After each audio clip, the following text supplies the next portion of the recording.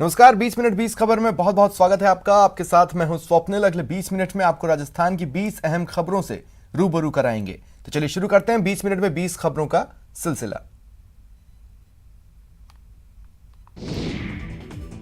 खिड़की की ग्रिल काटी, इधर सीढ़ी पहले से ही तैयार थी। रखवाले देखते रहे और पंछी पिंजड़े से उड़ गए। जी हां, टूटी खिड़की और सीढ़ी की ये तस्वीर हनुमानगढ़ के बाल सुधार गृह की है, जहां 6 बाल अपचारी खिड़की की ग्रिल काटकर फरार हो गए। पुलिस के मुताबिक फरार बाल अपचारियों में 4 हनुमानगढ़ जिले के हैं, जबकि एक भीलवाड़ा और एक श्रीगंगानगर जिले का है। सबसे बड़ी बात यह है कि ये घटना उस बाल सुधार गृह की है जो बाल सुधार गृह पुलिस लाइन के साथ है। ऐसा नहीं है कि बाल अपचारियों के फरार होने का ये पहला मामला है। इससे पहले भी 2 बार बाल अपचारी पुलिस लाइन के अंदर से फरार हो गए थे और इस बार भी पुलिस लाइन की ओर से ही सीढ़ी लगी थी। इस तरह चौकीदारी के बावजूद बाल अपचारियों का लगातार फरार होने की घटना से बाल सुधार गृह की सुरक्षा पर कई सवाल खड़े हो रहे हैं। बाहर की दीवार में पेड़ी लगा के पेड़ी के ऊपर चढ़ के और खेतों की तरफ आ गए। ये लगभग 3 बजे रात्रि को चेक किया था। राम सिंह जी गार्ड था उसने, तब तो थे। उसके बाद में सुबह 6:10 पर मदन लाल जी और लीलाधर जी गार्ड जो आए, उन्होंने चेक किया जब गायब थे। प्रतापगढ़ के 0 माइल चौराहे पर उस वक्त हंगामा मच गया जब पुलिस सब इंस्पेक्टर और जिला अफीम अधिकारी के बीच भिड़ंत हो गई। जानकारी के मुताबिक विवाद तब शुरू हुआ जब जिला अफीम अधिकारी के साथ चल रहे विवाद में शामिल कुछ नारकोटिक्स अधिकारी चौराहे स्थित उसी होटल में आ पहुंचे जहां जिला अफीम अधिकारी मौजूद थे। इस दौरान दोनों के बीच कहासुनी हो गई। तभी पुलिस भी मौके पर पहुंच गई और नारकोटिक्स के अधिकारियों को भी थाने ले जाने लगी। इस पर पुलिस और नारकोटिक्स अधिकारियों के बीच बहस शुरू हो गई। इस दौरान मौके पर पहुंचे पुलिस सब इंस्पेक्टर नारकोटिक्स विभाग के जिला अफीम अधिकारी से ही उलझ गए। हालांकि जिला अफीम अधिकारी ने अपने परिचय भी दिया, लेकिन सब इंस्पेक्टर नारकोटिक्स अधिकारी से अभद्रता करते रहे, जिसका एक वीडियो भी सामने आया है। हंगामे के बाद मौके पर लोगों की भारी भीड़ जमा हो गई। तभी शहर कोतवाल रविंद्र सिंह मौके पर पहुंचे और समझा बुझाकर मामला शांत करवाया। अमनदीप नाम था, वो तुरंत तभी मैंने फोन किया तब पुलिस वाले भी आगे साथ में, और एक्यूज्ड है कोई एफआईआर में ला रखा है, उसमें कुछ 15 लाख रुपए किसी चीटिंग करने का मामला भी है। थाने में बैठा था, पता नहीं कैसे एक्यूज्ड बाहर घूम रहा है, उसको पुलिस को लेकर एक्यूज्ड साथ में आ रहा है। कुलदीप सिंह उसका नाम है, एक्यूज्ड साथ में आया है। अलवर जिले की पुलिस ने मादक पदार्थों की खेती के खिलाफ अभियान में बड़ी सफलता प्राप्त की। पुलिस ने मुंडावर में सरसों की फसल के बीच अफीम की अवैध खेती का पर्दाफाश किया और करीब 70 किलो अफीम जब्त की। मुंडावर थाना प्रभारी लक्ष्मीकांत शर्मा ने बताया कि मुखबिर के जरिए ये सूचना मिली थी कि बिल्लू यादव ने सरसों की फसल के बीच अफीम की खेती कर रखी है, जिसके बाद नीमराना डीएसपी महावीर सिंह शेखावत के नेतृत्व में टीम गठित कर मौके पर छापेमारी की गई। पुलिस ने एनडीपीएस एक्ट में मामला दर्ज कर कार्रवाई शुरू कर दी है। साथ ही सरसों के बीच उगाए गई अफीम के पौधों को काटकर जब्त किया है। अलवर में बेखौफ अपराधियों ने कोऑपरेटिव सोसाइटी के सेक्रेटरी पर फायरिंग कर 10 लाख रुपए लूट लिए। ये घटना भिवाड़ी के कोटकासिम थाना इलाके के बिलहेड़ी गांव की है। जानकारी के मुताबिक 3 बदमाशों ने कोऑपरेटिव सोसाइटी के सेक्रेटरी पर घर जाते समय गाड़ी के सामने बाइक लगाई और फिर अगले शीशे पर 3 राउंड फायर किए, जिससे गाड़ी का शीशा चकनाचूर हो गया। इसके बाद बदमाश गाड़ी में रखे 10 लाख रुपए लेकर फरार हो गए। गनीमत ये रही कि सेक्रेटरी दयाराम यादव को गोली नहीं लगी। घबराए हुए सेक्रेटरी ने 100 नंबर पर पुलिस को फोन लगाया, लेकिन काफी देर तक कंट्रोल रूम में किसी ने फोन नहीं उठाया। करीब 10 मिनट बाद जब पुलिस को जानकारी मिली तो नाकाबंदी की गई, लेकिन तब तक बदमाश फरार हो चुके थे। सूचना पर भिवाड़ी पुलिस जिला एसपी शांतनु कुमार भी मौके पर पहुंचे और घटना की जानकारी लेते हुए मामले की छानबीन शुरू की।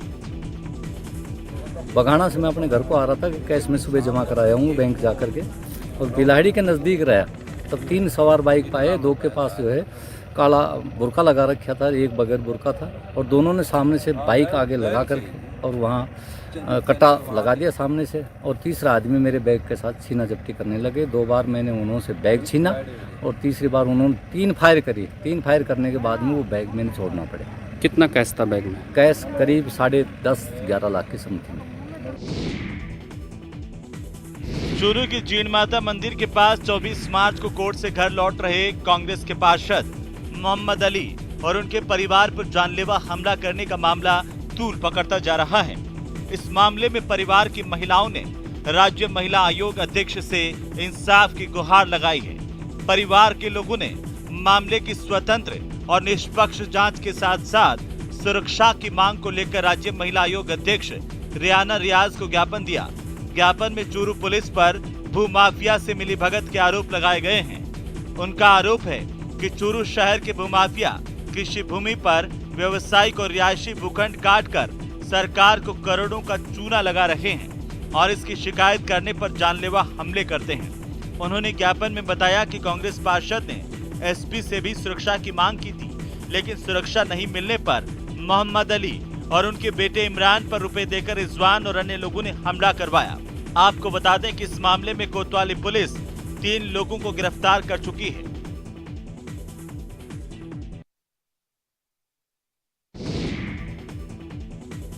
नाबालिग लड़कियों के साथ दुष्कर्म और छेड़छाड़ जैसी घटनाएं तो लगातार ही बढ़ रही हैं। नाबालिग लड़कियों के घरों से गायब होने के मामले भी बढ़ते जा रहे हैं। 12 जिले में भी 30 परिवार ऐसे हैं जिन्हें अपनी बेटियों के लौटने का इंतजार है। जिले में पिछले साल 34 नाबालिग लड़कियों के अपहरण और गुमशुदगी के मामले दर्ज हुए थे। पुलिस ने ऑपरेशन मिलाप भी चलाया, नाबालिग लड़कियों को ढूंढने का प्रयास किया, लेकिन पुलिस केवल 4 नाबालिग लड़कियों को ही सकुशल घर पहुंचा सकी।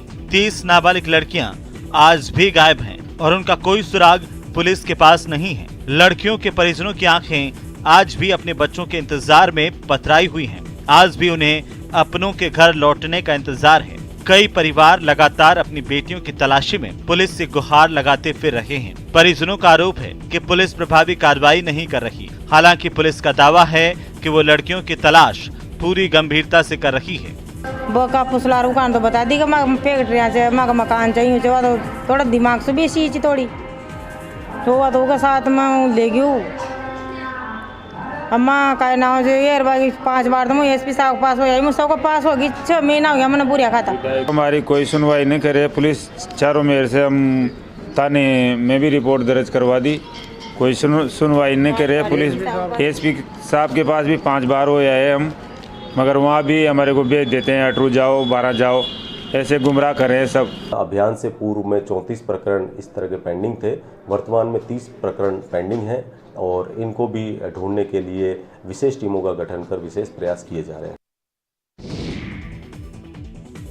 किसानों के नाम पर लग गए ठगी के काम पर भरतपुर के सेंट्रल कोऑपरेटिव बैंक में ऐसा ही मामला उजागर हुआ है, जहां 323 किसानों के नाम पर 2 करोड़ 62 लाख रुपए के घोटाले का खुलासा हुआ।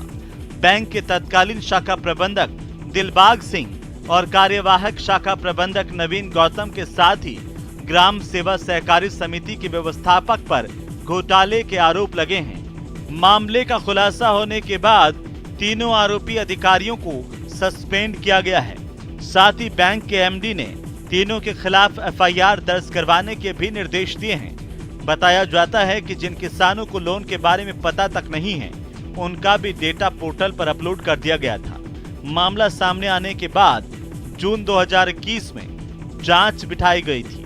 हालांकि ये पहला मामला नहीं है जब सेंट्रल कोऑपरेटिव बैंक में घोटाले की बात सामने आई है। खुद बैंक के एमडी रामप्रसाद मीना भी जुलाई 2021 में भ्रष्टाचार के मामले में सस्पेंड हो चुके हैं, लेकिन ट्रिब्यूनल कोर्ट से स्टे लेने के बाद वापस मार्च में रामप्रसाद मीना ने कोऑपरेटिव बैंक में एमडी के पद पर ज्वाइन कर लिया था। दौसा में डॉक्टर अर्चना सुसाइड मामले में विवाद थमने का नाम नहीं ले रहा। मरीजों को बेहतर स्वास्थ्य देने वाले डॉक्टर सड़क पर हैं। कभी हाथ में तख्तियां लेकर तो कभी मोमबत्ती लेकर वो अपने एक साथी को इंसाफ दिलाने के लिए लगातार संघर्ष कर रहे हैं।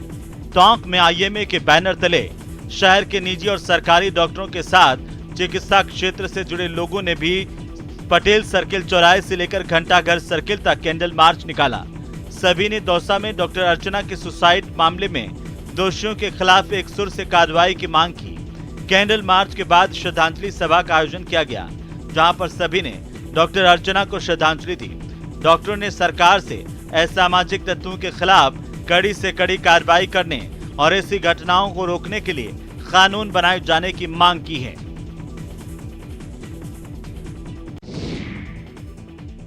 राज्य सरकार ने सभी सरकारी अस्पतालों में ओपीडी और भर्ती पर्ची तो फ्री कर दी है, लेकिन पशुओं की पर्ची 2.5 गुना महंगी कर दी है। इसके अलावा इलाज भी महंगा हो गया है। इसका सबसे बड़ा कारण है चिकित्सा रिलीफ सोसाइटी, जिसे सीएम की बजट घोषणा के बाद गठित किया गया है। इस सोसाइटी में बढ़े हुए दाम जमा होंगे। पहले पशु अस्पतालों में पर्चियों के पंजीकरण के नाम पर 2 रुपए लगते थे, जो सरकार के खजाने में जमा होते थे। अब 5 रुपए पंजीकरण शुल्क होगा। इनमें से 2 रुपए सरकार के पास जाएंगे, जबकि 3 रुपए पशु चिकित्सा रिलीफ सोसाइटी में जमा होंगे। इस सोसाइटी के गठन के बाद पशुपालकों के लिए पशुओं का इलाज महंगा हो गया है। वहीं छोटे पशुओं की मेजर सर्जरी पर 20 रुपए और बड़े जानवर की मेजर सर्जरी पर 50 रुपए देने होंगे। पशुओं के एक्सरे और सोनोग्राफी करवाने पर 50 रुपए खर्च करने होंगे। पहले ये सुविधा फ्री थी। वहीं अधिकारी अब इस मामले में जो बोल रहे हैं वो भी गले नहीं उतर रहा। 2 रुपये 5 रुपये या कोई बहुत बड़ी रकम भी नहीं होती पशुपालकों के लिए भी। जैसे पहले 2 रुपये होते थे तो पशुपालक भी 2 रुपये खुले कराने के चक्कर में मतलब वो पैसे देने की स्थिति में नहीं होता था। तो वो जैसे 5 रुपये होंगे 10 रुपये होंगे तो उसके देने में भी सुविधा रहेगी और वो कोई बहुत बड़ी रकम भी नहीं है। और ये 2-2 5-5 रुपये इकट्ठे होके एक पशु चिकित्सा के कार्य में थोड़ा योगदान भी मिल जाएगा। पर्यटन के पटल पर मरुधरा की अपनी अलग ही पहचान है, लेकिन पिछले 2 सालों से कोरोना के कारण पर्यटन स्थलों पर पर्यटकों का टोटा रहा। जाहिर है इससे जुड़े लोगों को काफी मुसीबतों का सामना करना पड़ा, लेकिन अब बुरा दौर समाप्त हो चला है। 2 साल बाद एक बार फिर से पर्यटन विभाग के अधीन मेले और उत्सवों का दौर शुरू हो गया है, जिसे अंतर्राष्ट्रीय स्तर पर पहचान देने के लिए पर्यटन विभाग ने विशेष कवायद भी शुरू कर दी है। मेला और उत्सवों की खासियत और लोक संस्कृति के बारे में रोचक पहलुओं के साथ सोशल मीडिया पर ब्रांडिंग की जा रही है। पर्यटन मंत्री विश्वेंद्र सिंह के नेतृत्व में पर्यटन विभाग ने विभिन्न आयोजनों की तैयारियों को अंतिम रूप भी दे दिया है। वहीं जैसलमेर में डेजर्ट टूरिज्म को प्रोत्साहन देने और स्पेशल टूरिज्म जोन को स्थापित किया जाएगा। इसका प्रस्ताव तैयार किया गया है। इसके साथ ही नए सर्किट परियोजनाओं के प्रस्ताव को इसी महीने पुनः केंद्र सरकार को भेजा जाएगा, ताकि प्रदेश में नई सर्किट योजनाओं को गति मिलने के साथ ही सैलानियों को नई जगहों का दीदार करने का मौका मिल सके। इसी बीच अंतर्राष्ट्रीय उड़ानें शुरू होने से अगले सप्ताह से पर्यटन को बूस्टर डोज मिलने के पूरे आसार हैं। संवत्सर 2078 विदा हो चुका है और संवत्सर 2079 का स्वागत हो रहा है। इसके साथ ही मातृशक्ति की आराधना का पर्व वासंतीय नवरात्र शुरू हो गया है। इस मौके पर शहर शहर कार्यक्रमों का आयोजन किया जा रहा है।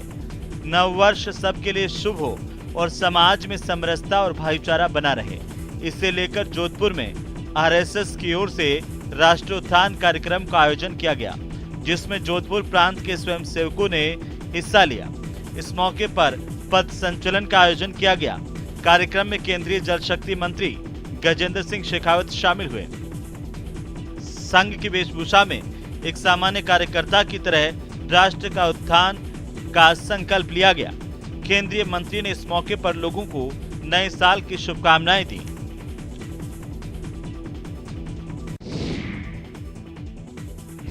हजारों फीट ऊपर से दुश्मन के घर में घुसे और चंद पलों में तबाह कर दिए दुश्मन के ठिकाने। जैसलमेर में जांबाज पैराट्रूपर्स के कर्तव्यों से लोग रोमांचित हो उठे। एक सप्ताह में दूसरे बड़े अभ्यास के दौरान भारतीय सेना के जवानों ने अपने शौर्य को दिखाकर आश्वस्त किया कि उनके रहते कोई भी दुश्मन इस देश का बाल बांका नहीं कर सकते। दुश्मनों के नापाक मंसूबों को ध्वस्त करने के लिए भारतीय सेना लगातार अपने वॉर स्किल्स को शार्प कर रही है। दूसरे देशों के साथ एक्सरसाइज के अलावा आर्मी अपने स्तर पर भी लगातार चीन और पाक बॉर्डर पर वॉर एक्शन में नजर आ रही है। जैसलमेर के पोखरण फील्ड फायरिंग रेंज में भी इंडियन आर्मी के सैकड़ों पैराट्रूपर्स ने एयरबोर्न एक्टिविटी का बेहतरीन डेमोन्स्ट्रेशन किया। इस दौरान सेना के सैकड़ों पैराट्रूपर्स ने आसमान से छलांग लगाई।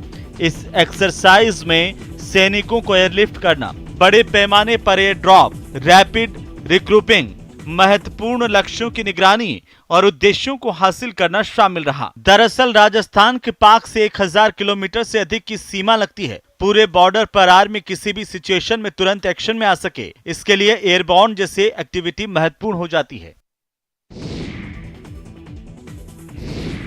रेल यात्रा के दौरान महिलाओं और बच्चों की सुरक्षा एक बड़ा विषय है।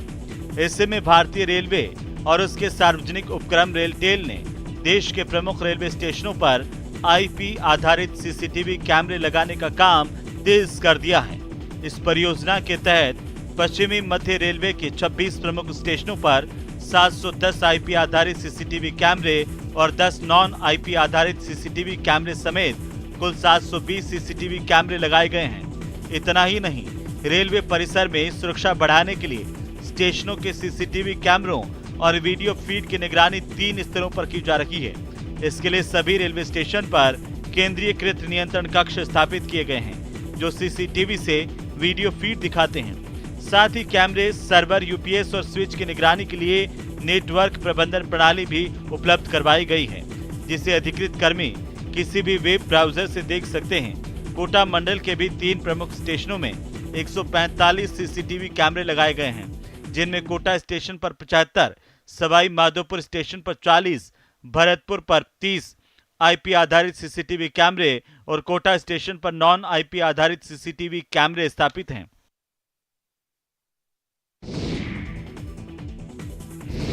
भारतीय नववर्ष के शुभारंभ के मौके पर लेक सिटी में पारस आत्मीय सेवा संगठन की ओर से जल सेवा के वाहन का लोकार्पण किया गया। ये लोकार्पण विधानसभा में नेता प्रतिपक्ष और उदयपुर शहर विधायक गुलाबचंद कटारिया के हाथों किया गया। इस मौके पर कटारिया ने कहा कि दोनों संस्थानों की ये पहल शहर की जनता के लिए और उदयपुर की हरियाली बनाने में काफी लाभदायक साबित होगी। आपको बता दें कि उदयपुर में किसी को भी खास मौके पर यदि जल की आवश्यकता पड़ेगी तो जल सेवा वाहन के माध्यम से उन तक जल उपलब्ध करवाया जाएगा। इसके साथ ही इस भीषण गर्मी में उदयपुर में लगे पेड़ पौधों को जीवित रखने के लिए उन्हें पानी पिलाया जाएगा। कटारिया ने कहा है कि जल सेवा पुण्य की सेवा है और दोनों ही संस्थान ये सेवा मुफ्त कर रहे हैं, जिससे निश्चित ही उदयपुर की जनता को लाभ मिलेगा। इस दौरान नगर निगम महापौर गोविंद सिंह टांक, बीजेपी शहर जिलाध्यक्ष रविंद्र शिमाली समेत कई कार्यकर्ता और नेता मौजूद रहे।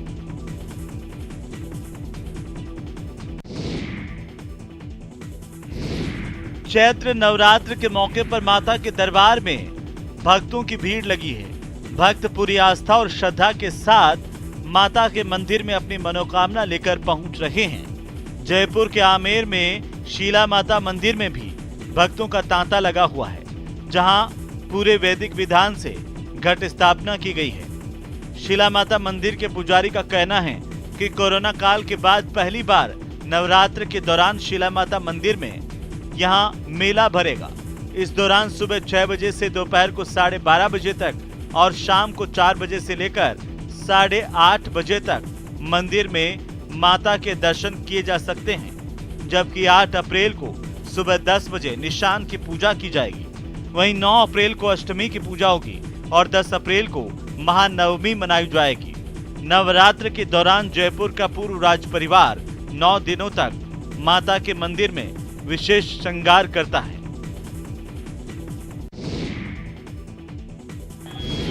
झुंझुनू के चिड़ावा के गायत्री शक्तिपीठ में 15वें वार्षिकोत्सव के दौरान दीपोत्सव का आयोजन किया गया।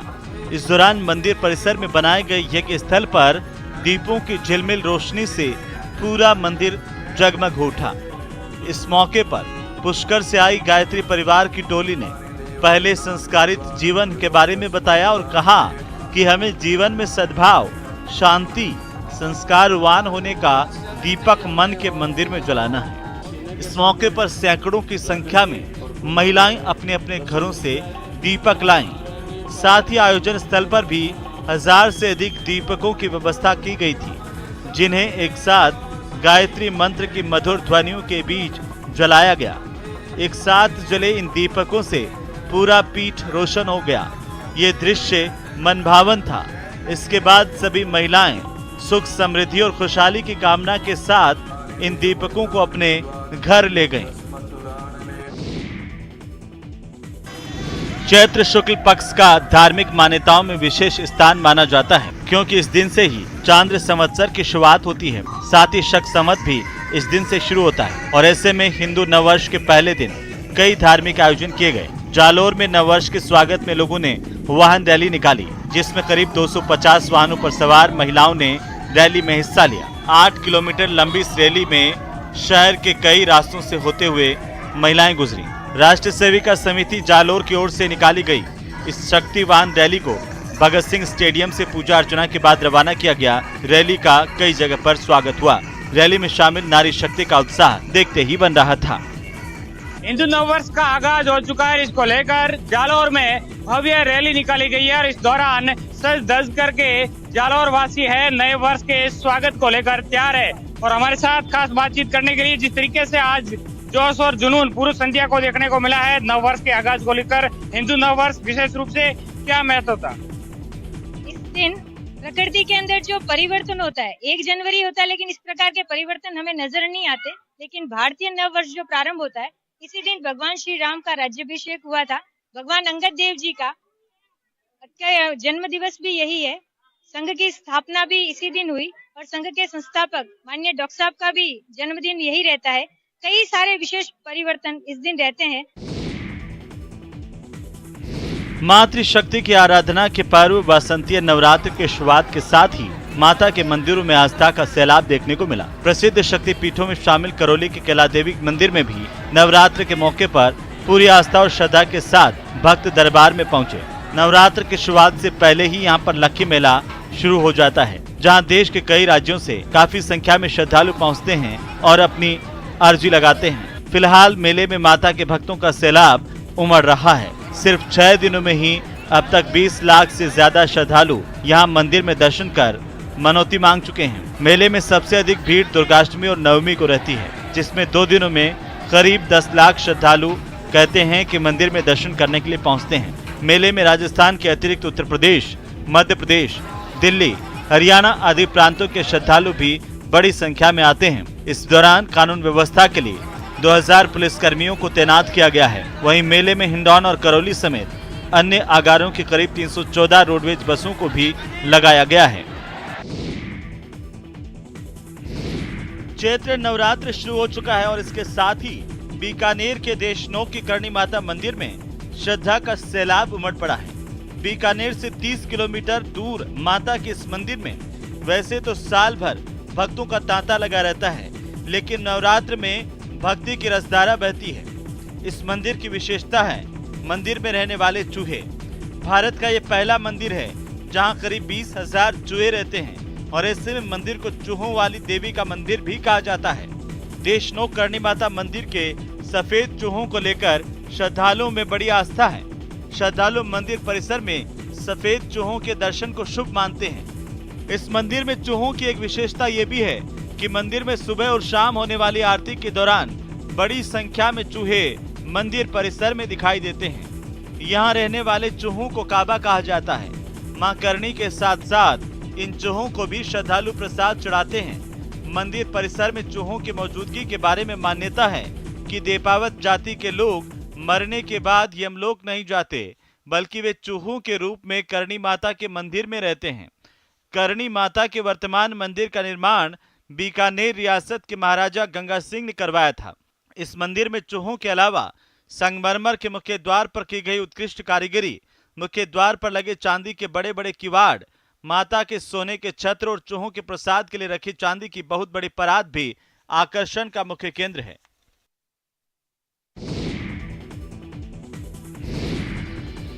नव संवत्सर और चैत्र नवरात्र के शुभारंभ के मौके पर राजसमंद में आगरिया गांव में श्री राम कथा का आयोजन शुरू हुआ। इसे लेकर शोभा यात्रा निकाली गई। ये शोभा यात्रा मठ महादेव मंदिर से 4 भुजानाथ मंदिर, कुमावतों का मोहल्ला, बड़ा मंदिर, नीमड़ी चौक, छपरा चौराहा होते हुए राम कथा स्थल आगरिया की वाड़ा में संपन्न हुई। शोभा यात्रा में 351 महिलाएं कलश लिए साथ चल रही थी।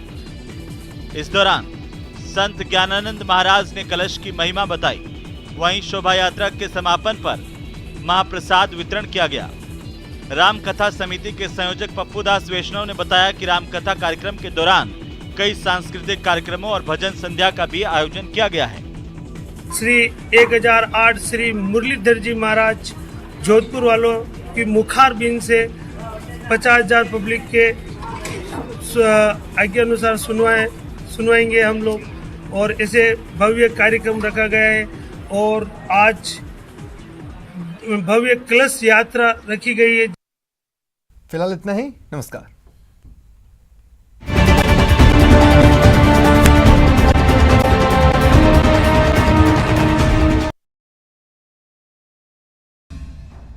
राज्यसभा चुनाव 2022